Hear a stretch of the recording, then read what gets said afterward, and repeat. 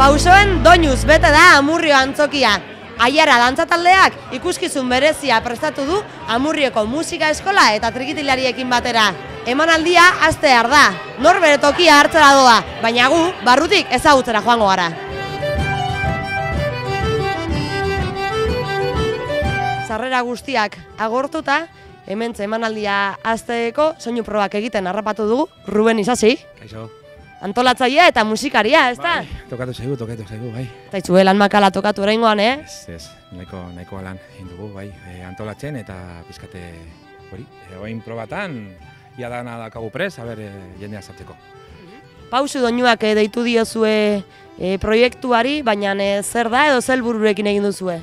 Bueno, ideia pizkate Aiara taldetik atera zen, beraiek nahi zuten, duela 2 urte egin zuten 30 urte urrena, edo, bueno, igual agian esan dut txarto, baina, eta nahi zuten berriro antxokira bueltatu. Baina pentsatu zuten baita ere pizkat desberdina egitea eta bestalde kontzertua eta dantza nahastea. Orduan, pausu, dantzarako eta doinuak kontzertua. Eta, bueno, jarri ziren kontaktuan nirekin eta musika eskolarekin, ni Trikitiza eskolako arduraduna naizenez, eta hortik sortu zen ideia. Beraiek bazuten pizkate lehenengo ideiak pizkat zirriburroan eta sartu ginen buru belarri hor lantzen. 3 kultur eragile eta oholtza partekatu bat. Beharrezkoak dira horrelako egitasmoak, egiten den lana bizarrazteko? Bai.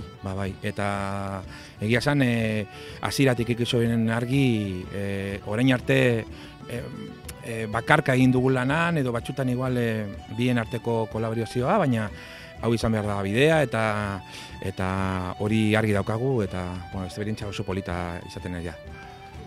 Zer espero duzue entzularen partetik edo ze zirrara edo emozio eragin nahi duzue? Nik uste ikustea herrian bertan egin daitekela espektakulo polit bat, potente bat, eta dana ikasleak dira eta jende oso amaterra, baina pizkat laguntza batekin eta pizkate antolakuntza pizkat landuz nahiko proiektu potentea dela. Eta beraiek bere burua profesional ikustea eta holako antxoki batean hori parte hartzea eta beraiek hori senti araztea hori. Bai, eta ikusleari hori ikustea nola herrikoak ere egin alditugula oso politak. Aldageletan barrena makina bat belaunaldi ikusi ditugu, gazteak, helduagoak, ez? Polita da hori ere bai, ez da? Bai, hori da. Jarri genuen topea azpitik, egia esan. 12-13 urtetik bera ez, baina gora libre. Eta hori da polita baita. Belaunaldi guztietako jendea eta hori, bai, askotan txikoitxarentzako egiten dira gauza asko, eta nagusintzako gutxiago, ez?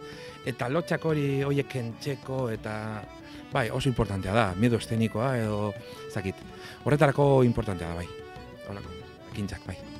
Zurekin batera gaur artista mordoa oholtzaratuko da, goazen ezagutzera. Batzuk soinu probak egiten egon diren bitartean, beste batzuk beroketetan harrapatu ditugu. Hemen daukagu adibidez, Itxaso. Zer moduz, Itxaso? Ondo. Urduri? Orain ja, lasaiago baina, lehen bai, apilo bat. Ea, kontatu, guk egia jakin nahi dugu. Zuzenekoak presioa eragiten du? Apilo bat, asko, osea. Zuzenean, azkenean, gauzak ezberdinak dira eta beldurra eta ezagit. Bai, urduritasun pilo bat. Zer sentitzen du batek bere herriko antzokian dantzatzen duenean? Urduritasuna, azkenean etortzen den jendea ezagutzen duzulako eta urduritasuna asko. Eta behin ikuskizuna emanaldia bukatzean? Lasaitasuna, asko. Pila bate dantzari gazte ikusi ditugu, adin guztietako gazteak esango nuke, nola ikusten duzu dantzaren egoera eta etorkizuna eskualdean? Etorkizuna ikusten dio, eta azkenean gazteok taldearekiko voluntatea hartzen dugu eta hori eta posik gaude eta jarraituko dugulako handia garenean.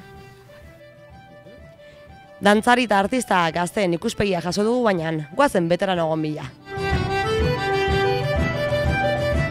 Iparraldeko jantziak, kostaldekoak, dantzak ez dauka mugarik?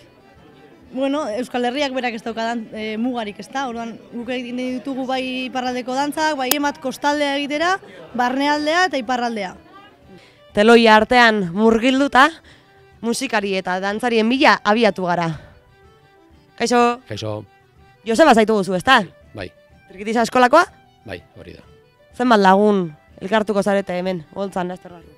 Trikitrilariak ez dakit, 8, 10, uste dut. Gaurko kale gira zuentzako zer da? Erreza da, zaila da, normalean baino? Zailago da, jende aurrean jotzea hemen estenatokien zailago da. Kalean jotzen duzu eta berdin da ze jotzen duzun. Jendeak onartzen du gehiago, baina hemen presio gehiago daukagu.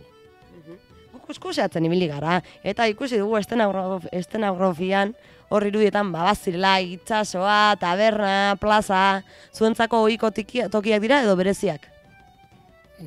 Bereziak ere.